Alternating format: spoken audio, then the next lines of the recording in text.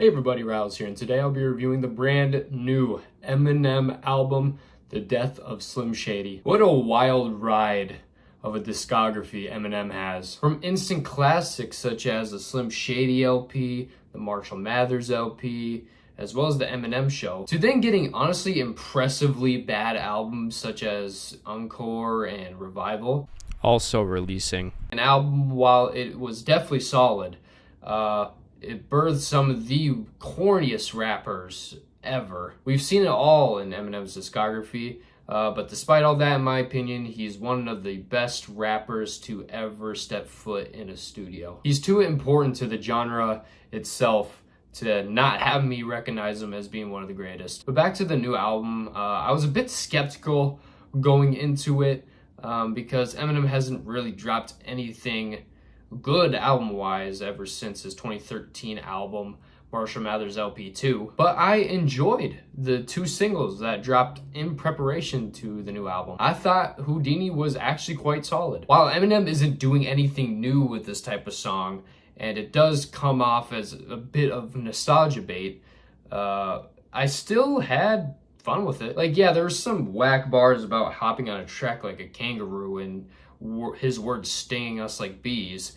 But it sounded like Eminem was just having a lot of fun on this song, and he didn't sound like a grumpy old man that hated new gen rap. And Toby with Babytron and Big Sean was pretty great too. My main gripes with this song is that I thought that the hook was pretty lame and the production was just not it. Like, the production just sounded like it was 4 minutes of build-up that didn't amount to anything. But Babytron had a pretty good verse on here. Big Sean absolutely went stupid on this track as well, and Eminem did what Eminem does. Then the album drops, and I was crossing my fingers praying that this was going to be a good one. And I gotta say, the intro Renaissance was a big time heater that started this album off great. It's classic Eminem floating on this haunting beat. Another reason this song was one of my highlights personally and got me excited for what was to come next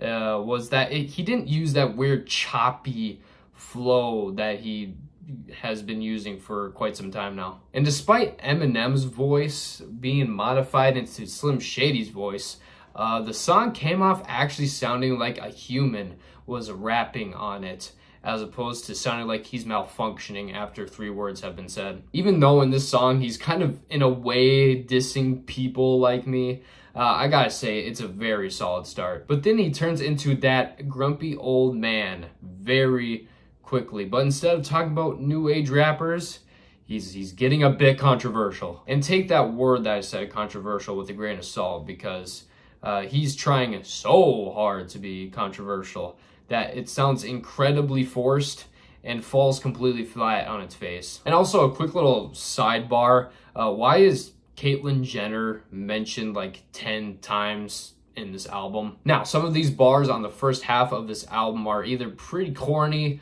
or just flat out weird. Like, Eminem is 51 years old and he spits a bar talking about Nicki Minaj and Megan Thee Stallion scissoring. But the absolute worst Megan Thee Stallion bar on this album has to go to Bizarre on the track Antichrist with the line, "Where is Megan Thee Stallion at? I wanna suck that toe." And on top of that, the production on most of the songs on the first half of the album are underwhelming at best. The second half of this album, however, to me was great. From absolutely heartbreaking songs like Temporary with Skylar Grey and Somebody Save Me with Jelly Roll, to songs that fit the concept of this album like a glove, such as Guilty Conscience 2. And honestly, if he kept that same consistency the second half had, we could be looking at a great album here. I think the features on here are pretty hit or miss as well. While Skylar Grey's chorus, in my opinion, comes in a bit awkward on the song Temporary, it's still a very solid feature. And Jelly Roll's feature that sampled from his song Save Me was a very passionate feature as well. And how could I not mention the absolute kick-ass verse from Shady on the song Fuel? But I'm not too hot on White Gold's contributions on this album, nor